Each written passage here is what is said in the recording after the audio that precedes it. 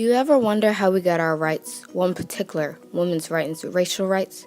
This wonderful woman named Sojourner Truth helped us get those rights.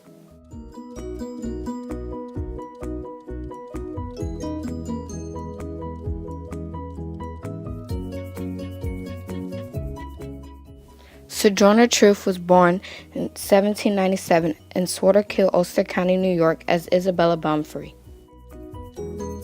She was one of 12 children and could only speak Dutch. Her date of birth was not recorded because she was a child born into slavery. Her family was first owned to Colonel Hardenberg. Later on, after he died, they were passed down to his son, Charles Hardenberg.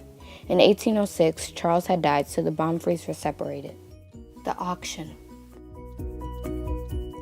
9-year-old Isabella was sold at an auction with a flock of sheep for $100 to John Neely. He was very violent to Isabella. Over the 2 years, she was sold to a man named John Dumont. In 1815, she fell in love with another slave named Robert. Together, the two of them had a daughter named Diana. Robert's owner restricted their relationship because he knew that he couldn't keep Diana. They never saw each other again. In 1817, Dumont, Isabella's owner, forced Isabella to marry an older slave named Thomas. Together, she and Thomas had 3 children, a son named Peter and 2 daughters whose names were Elizabeth and Sophia. In 1826, Isabella and her youngest daughter Sophia escaped to freedom. Her other children had to stay behind. Later on, Isabella found out that her son Peter was illegally sold to a man in Alabama. Baumfree took the man to court and won her son back. At that time, she became the first black woman to challenge a white man to court and win.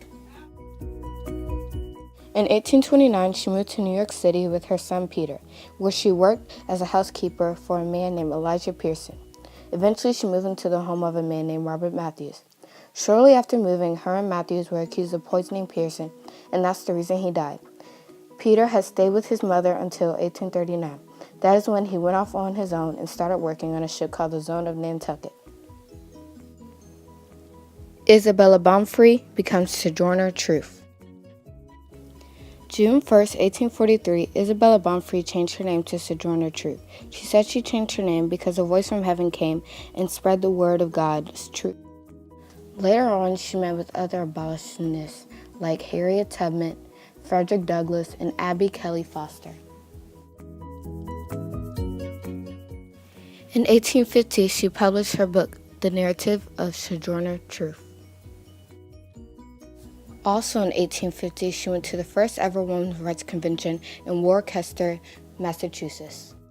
May 1851, Truth delivered a speech, Ain't I a Woman, at the Ohio Women's Rights Convention in Akron, Ohio. But nobody ever helps you with the get over the mud puddle and get really busy. And ain't I a woman? Look at mom. I have plowed and planted and gathered under barns, and no man could hit me. And ain't I a woman? I could work as much and eat as much as any man, and bear the lashes well, and ain't I a woman? Now I have borne 13 children, and seen most all of them sold off to slavery. And when I cried out with my mother's grief, none but Jesus heard. And ain't I a woman? Then it talks about, with this thing in the head, which is to call it intellect. That's it, honey. What that got to do with women's rights or niggas' rights? If my cup won't hold but a pint and Lord holds a quart, wouldn't you be mean? Doesn't let me have my little half measure full. Then that little man in black there, he said women can't have as much rights as men because Christ was a woman. But where did your Christ come from? Where did your Christ come from? From God and a woman. Man had nothing to do with it. If the first woman God ever made was strong enough to turn the world upside down all alone, these women together ought to be able to turn it back and get it right side up again. And now they is asking to do it. The men better let them.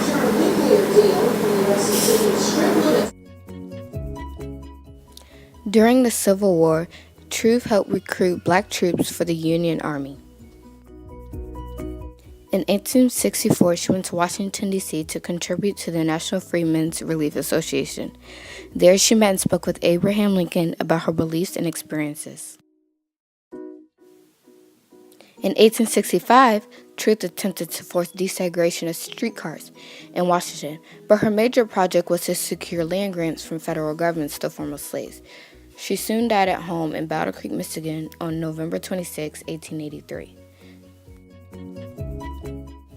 Sojourner Truth is remembered as a civil rights and women's rights activist. Gradually, the constitutional amendment is ratified in 1920, 4 decades after Sojourner's death.